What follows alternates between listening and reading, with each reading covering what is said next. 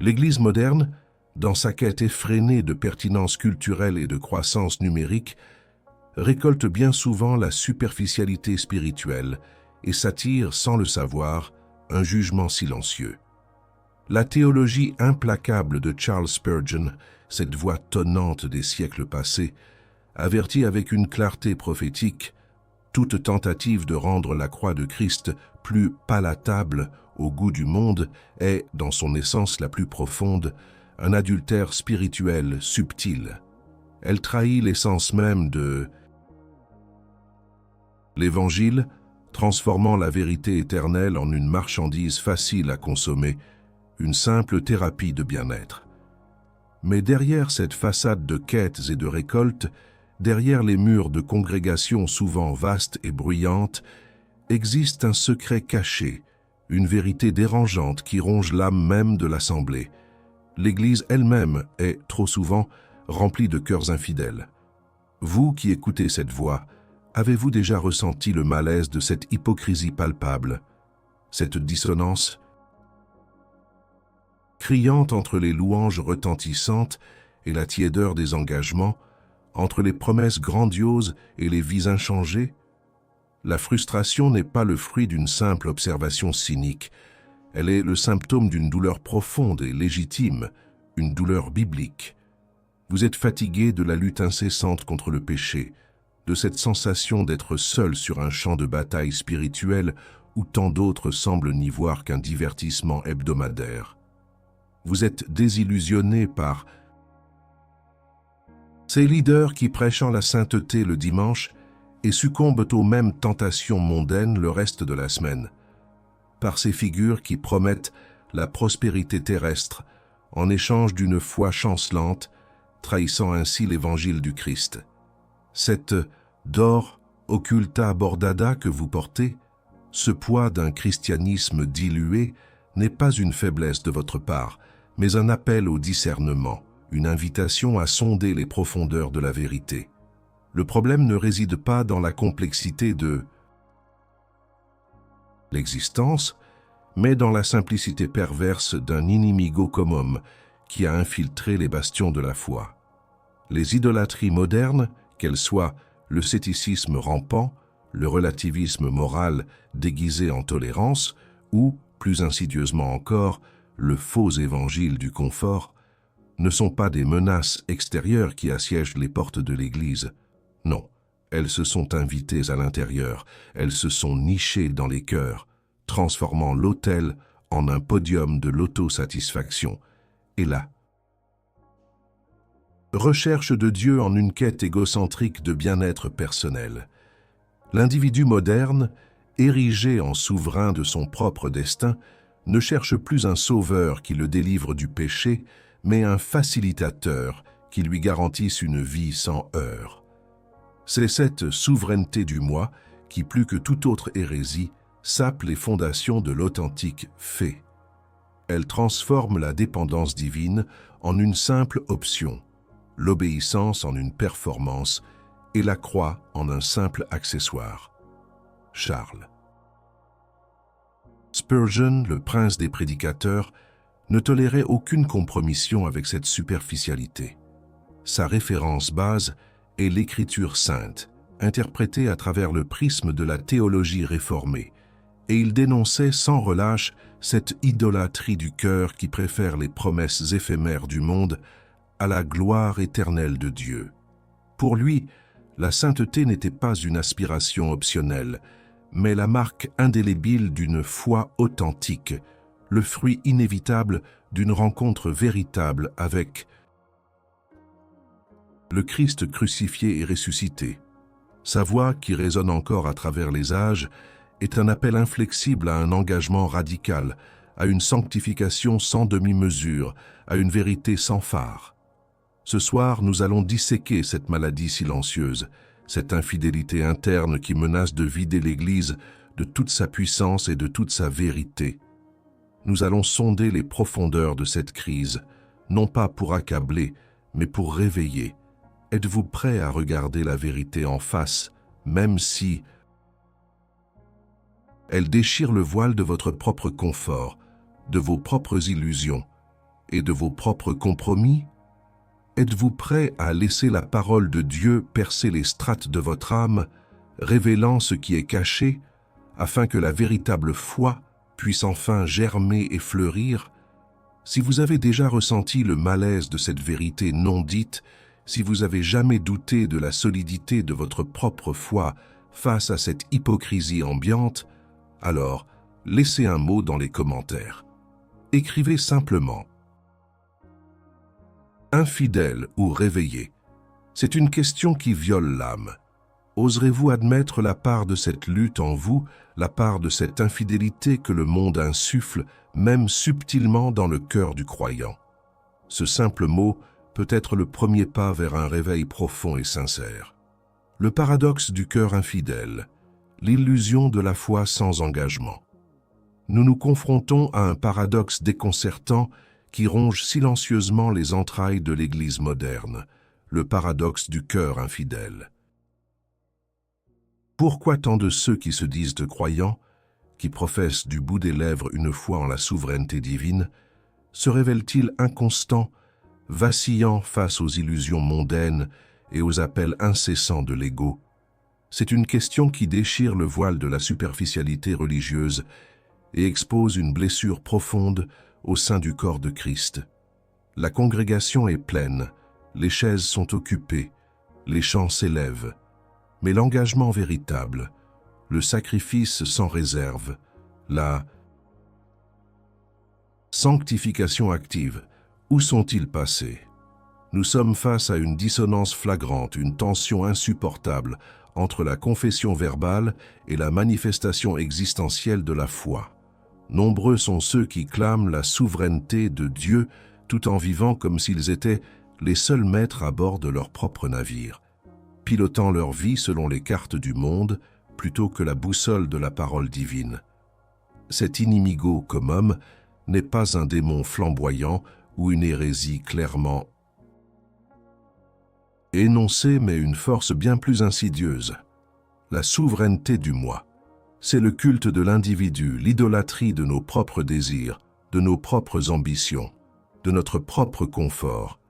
Les idolâtries modernes, qu'il s'agisse du scepticisme qui exige des preuves matérielles pour des vérités spirituelles, du relativisme qui érode toute certitude morale sous prétexte de tolérance, ou de l'évangile du confort qui promet la bénédiction sans la croix.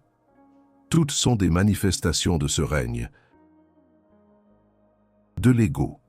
Elles promettent une paix immédiate, une satisfaction terrestre, une vie sans douleur ni sacrifice, en échange d'une allégeance au soi plutôt qu'au Seigneur. Le cœur infidèle, loin d'être un symptôme isolé, est la racine amère de la plupart des frustrations que vous ressentez au sein de l'Église.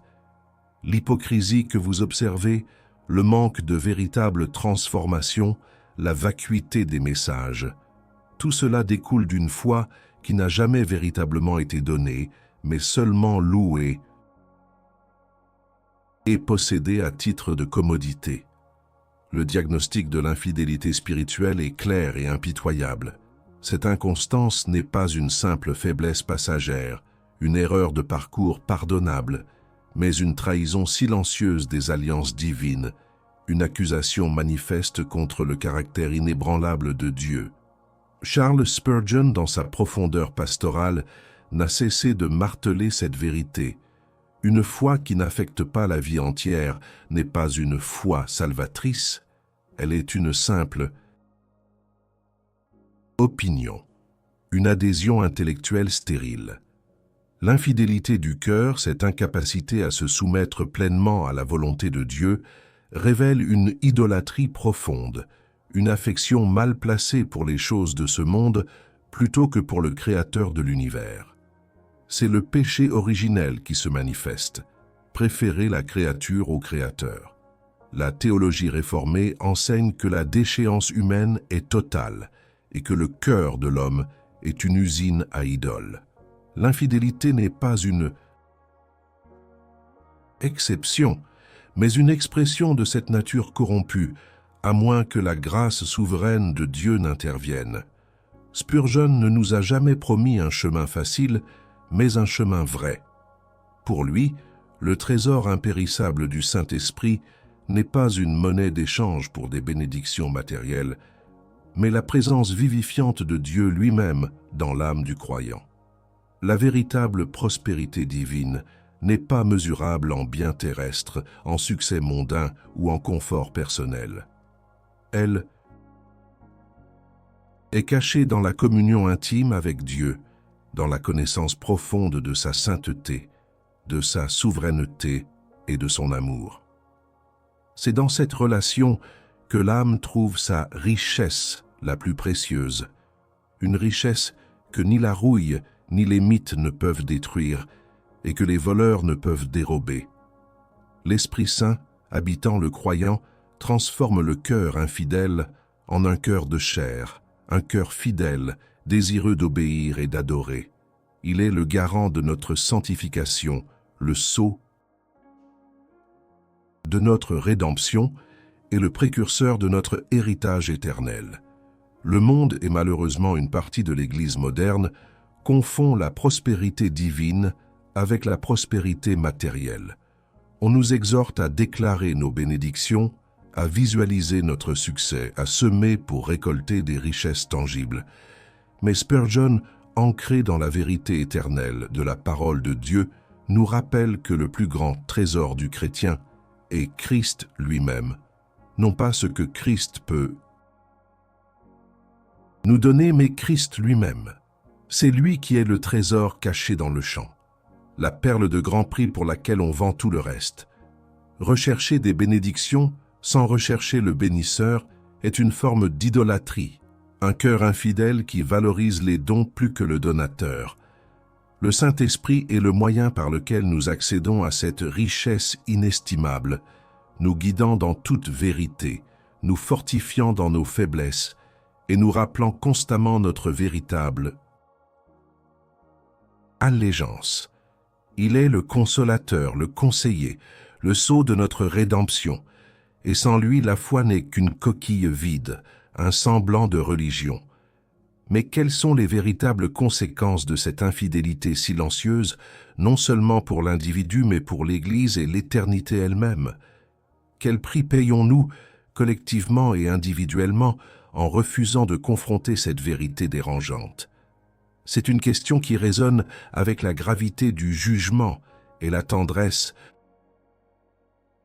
d'un appel à la repentance, une question à laquelle nous devons répondre avec la plus grande des solennités. L'abîme du « et si », l'idolâtrie du contrôle et ses répercussions éternelles. Nous nous aventurons maintenant dans l'abîme du « et si le monde avait raison », cet espace insidieux où l'incrédulité prend racine et où l'idolâtrie du contrôle fleurit. C'est là que réside le refus obstiné de s'abandonner pleinement à la providence infaillible de Dieu, celle qui soutient chaque instant de l'existence, chaque particule de l'univers. Ce refus rend le cœur non seulement vulnérable, mais complice des assauts du scepticisme, du relativisme et de toutes les autres idolâtries modernes qui promettent une autonomie illusoire.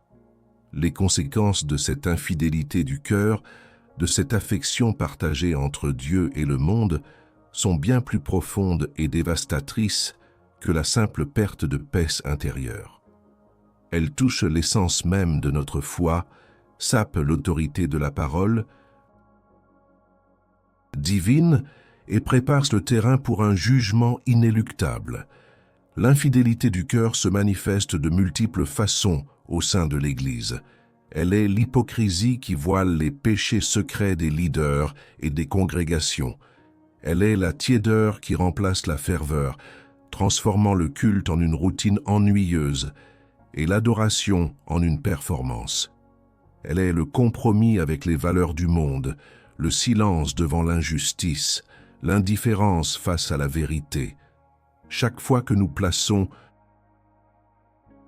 notre confiance dans nos richesses, notre intelligence, nos relations, ou même notre propre bonne moralité plutôt qu'en la souveraineté absolue de Dieu et en la suffisance de la croix de Christ, nous nous rendons coupables d'idolâtrie. Cette infidélité ne se contente pas de souiller l'âme individuelle, elle affaiblit l'Église entière, la rendant inefficace et stérile, incapable de briller comme une lumière dans les ténèbres. Votre foi est-elle une façade, une simple étiquette? Sociale, vos prières sont-elles des requêtes égocentriques, des listes de désirs pour votre propre confort, ou une adoration sincère du Dieu saint et souverain? Oserez-vous admettre que votre sécurité terrestre, votre tranquillité d'esprit, repose plus sur vos propres efforts, sur votre capacité à contrôler les événements, que sur la providence inébranlable de Dieu? Spurgeon n'avait aucune patience pour une foi qui ne s'enracinait pas dans une confiance absolue en la souveraineté divine. Pour lui, l'anxiété n'était pas seulement une émotion humaine, mais un symptôme d'incrédulité, une accusation voilée contre le caractère de Dieu. Elle révélait un cœur qui, malgré toutes ses professions de foi, ne croyait pas réellement que Dieu était bon, puissant et en contrôle de toutes les choses. Cette idole du contrôle est une chaîne invisible qui entrave l'âme, l'empêchant de connaître la véritable paix qui surpasse toute intelligence. La prospérité que le monde ne comprend pas est un paradoxe saisissant, une vérité que l'Église moderne semble avoir oubliée dans sa course aux bénédictions matérielles. C'est la richesse de l'âme, la paix intérieure, la joie inébranlable qui découle d'une communion profonde avec Dieu, même au milieu de la pauvreté, de la maladie ou de la persécution. Jésus lui-même a dit « Ne vous amassez pas de trésors sur la terre, où la mite et la rouille détruisent, et où les voleurs percent et dérobent, mais amassez-vous des trésors dans le ciel, où la mite et la rouille ne détruisent point, et où les voleurs ne percent ni ne dérobent. » Matthieu 6, 19, 20. Être riche en foi tout en étant pauvre aux yeux des hommes n'est pas une contradiction pour le chrétien authentique. C'est le témoignage le plus puissant de la vérité éternelle de l'Évangile. C'est la démonstration que notre trésor n'est pas dans ce monde qui passe, mais en Christ qui demeure éternellement. La quête de prospérité matérielle, détachée de la sainteté et de l'obéissance, est une forme d'idolâtrie subtile. Elle détourne notre regard du véritable trésor, Dieu lui-même, et nous enchaîne aux désirs terrestres. Elle crée une foi conditionnelle, où la fidélité à Dieu est subordonnée à la réception de bénédictions visibles. Mais la théologie réformée nous enseigne que Dieu n'est pas un distributeur automatique. Il est le souverain, créateur et rédempteur, et il nous appelle à une foi inconditionnelle, qui le cherche pour lui-même, non pour ses dons. Les conséquences de cette erreur sont éternelles. Ceux qui vivent et meurent avec un cœur infidèle, qui ont échangé le trésor éternel contre les paillettes du monde, feront face au jugement du Dieu saint. Ce n'est pas une menace, mais une vérité solennelle, un avertissement prophétique pour les âmes endormies. Le miroir est brisé, les fissures révélées. La question demeure, comment un cœur infidèle peut-il retrouver la voie de la véritable allégeance, la voie étroite et ardue que Christ lui-même a tracée, celle qui mène à la sanctification et à la paix véritable? Cette vérité est dure. Elle exige une réponse. Si vous êtes prêt à confronter l'idole de votre propre contrôle, à admettre la part de cette infidélité en votre âme, écrivez « Je me repens » dans les commentaires. C'est une admission publique, un rituel de purification nécessaire avant toute véritable transformation. Êtes-vous assez courageux pour cela, assez humble pour laisser le Saint-Esprit sonder les profondeurs de votre cœur et en extirper les racines de l'idolâtrie? Nous avons sondé les profondeurs de l'infidélité du cœur et mesuré l'étendue de ses conséquences désastreuses. L'heure n'est plus à l'analyse passive, mais à la décision existentielle. L'appel se fait pressant, solennel, un véritable appel à l'autel. l'appel au dévouement radical. Comment le repentir sincère de l'infidélité du cœur et le retour à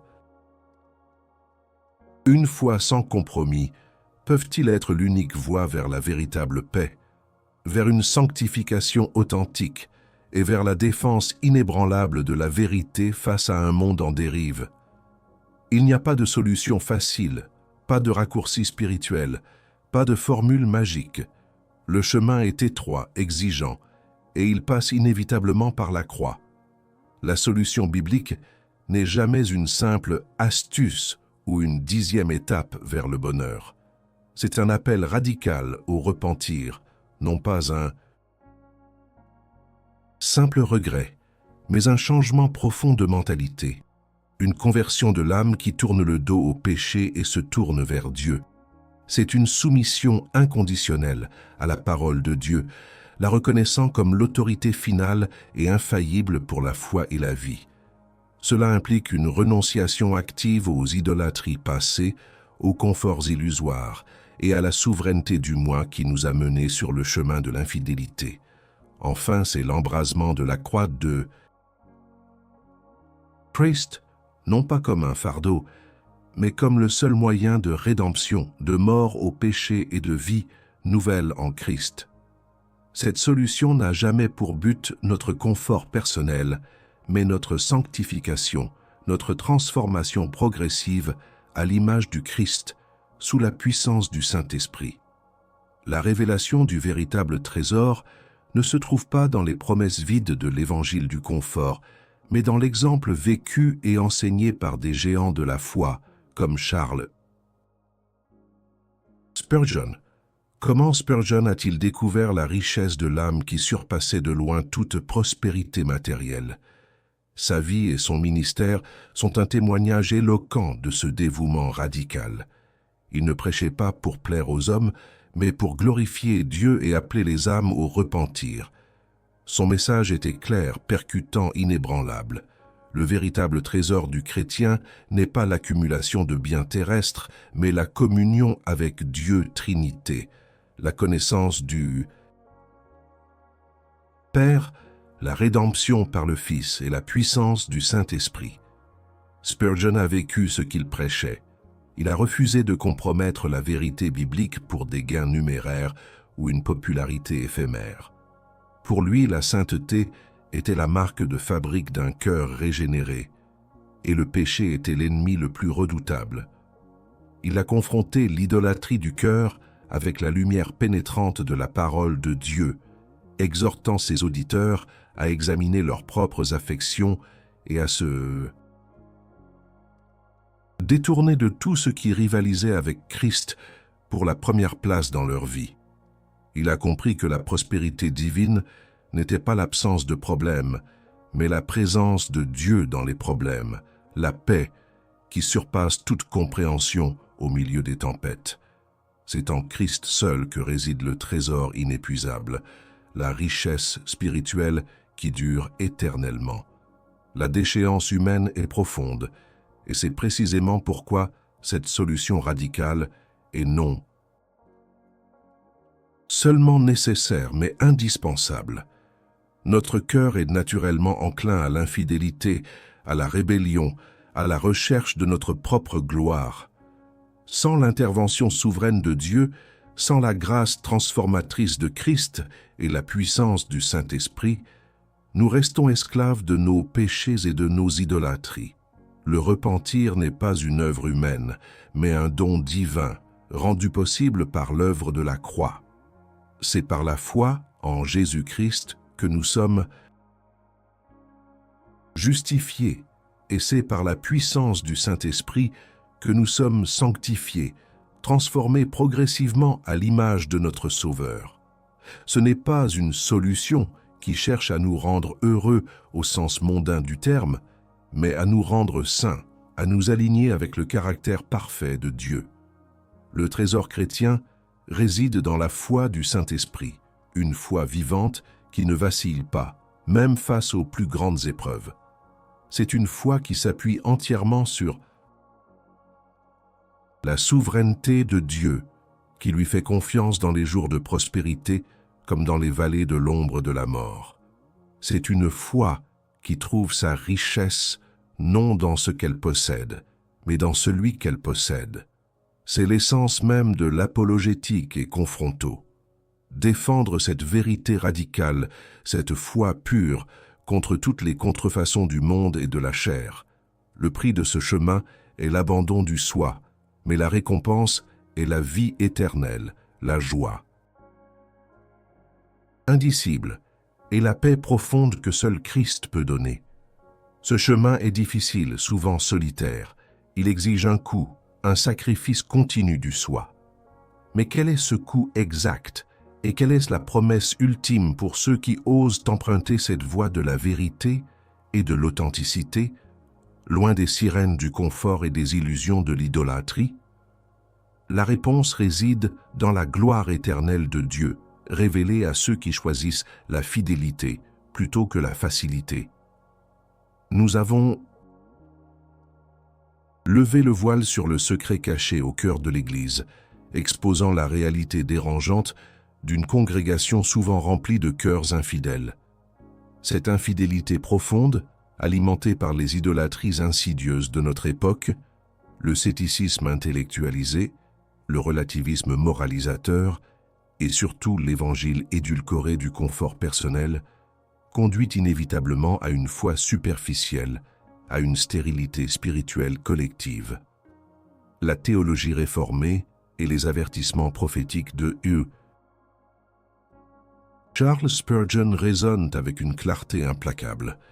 Seule une confrontation radicale avec cette vérité, un appel fervent au repentir et une soumission inconditionnelle à la sanctification peuvent réellement défendre l'intégrité de la foi et revitaliser l'âme desséchée du croyant et de l'Église.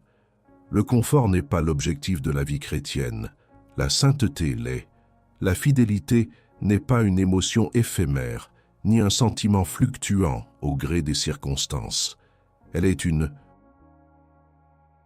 décision délibérée, un choix quotidien, une volonté ferme d'aligner son être tout entier, ses pensées, ses paroles, ses actes, sur la volonté souveraine de Dieu.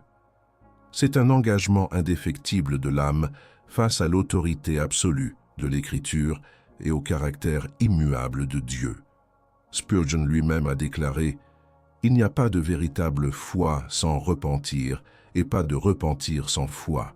Ce sont les deux faces d'une même pièce. » Nous avons entrepris un voyage difficile depuis le diagnostic de l'infidélité qui ronge l'âme, en passant par la révélation de ses conséquences dévastatrices pour l'individu et pour l'Église, jusqu'à la présentation de la seule solution radicale, la croix de Christ et l'appel à une vie de sanctification sous la direction du Saint-Esprit. Le trésor du chrétien n'est pas dans l'abondance matérielle, mais dans l'abondance de la grâce divine, dans la communion avec Dieu, dans la vérité qui libère et qui transforme. Ce trésor est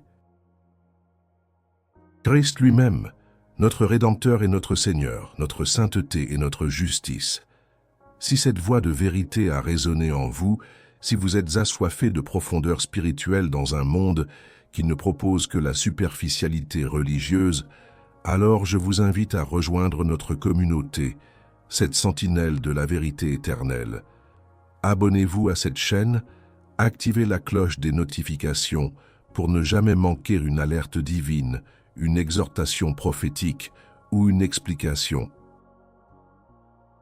doctrinale qui nourrit l'âme.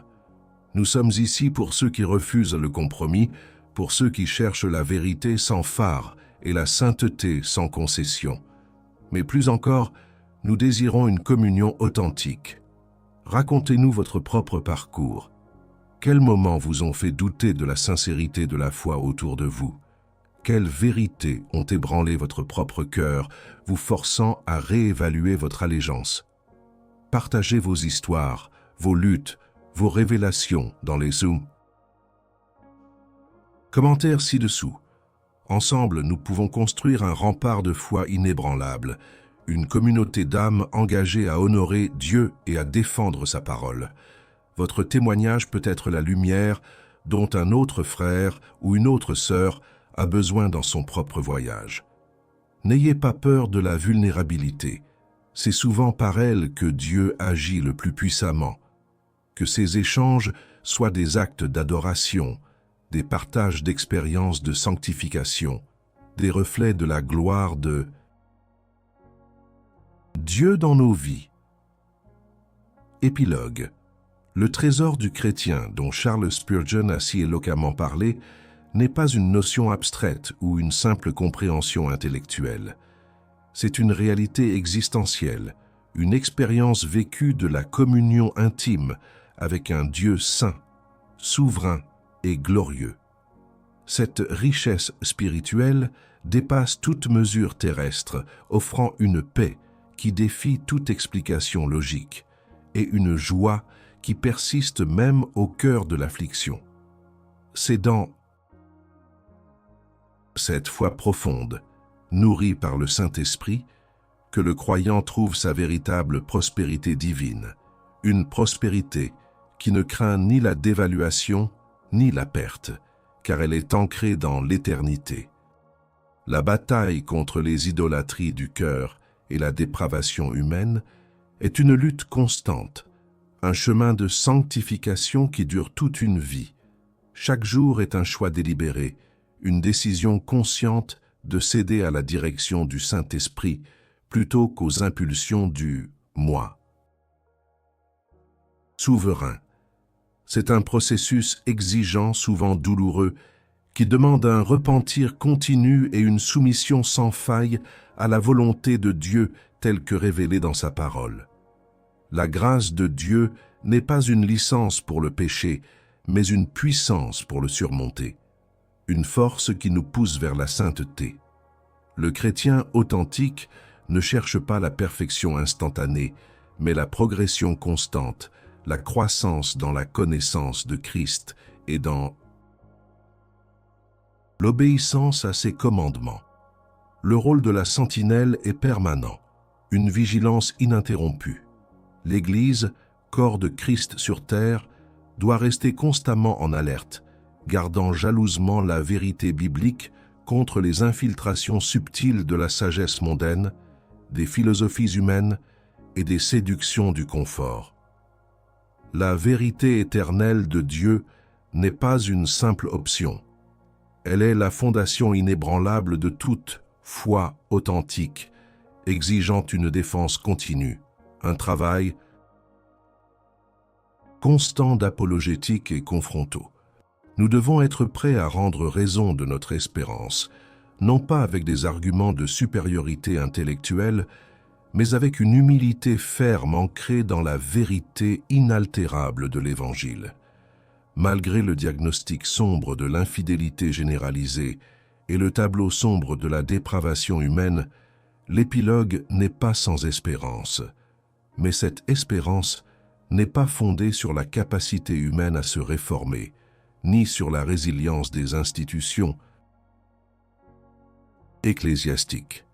Elle repose entièrement sur l'inébranlable souveraineté de Dieu et sur le triomphe final et absolu de l'Église de Christ. Le jugement viendra sans aucun doute, mais aussi le règne éternel de Christ, où tout genou fléchira et toute langue confessera sa gloire. C'est cette promesse, cette certitude eschatologique qui nous soutient dans notre lutte, nous motivant à persévérer dans la fidélité et la sainteté, attendant avec ferveur le retour de notre Seigneur. La véritable Église, purifiée et sans tache, sera le trésor le plus glorieux de Christ pour l'éternité. Le temps est court, l'heure est grave. Vous avez écouté le diagnostic impitoyable de l'infidélité du cœur. Vous avez été confronté aux conséquences éternelles de l'erreur. Et la solution radicale, le chemin de la croix, vous a été présentée avec une clarté sans équivoque. Le choix est devant vous, une bifurcation existentielle qui déterminera la direction de votre âme pour l'éternité. Il ne s'agit plus de simples réflexions, mais d'une décision qui demande courage, foi et une soumission totale. Il ne suffit pas d'écouter, il faut agir.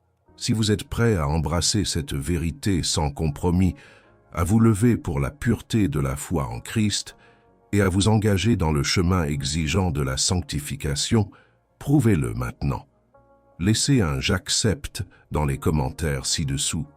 Ce n'est pas un simple mot, c'est une déclaration d'intention.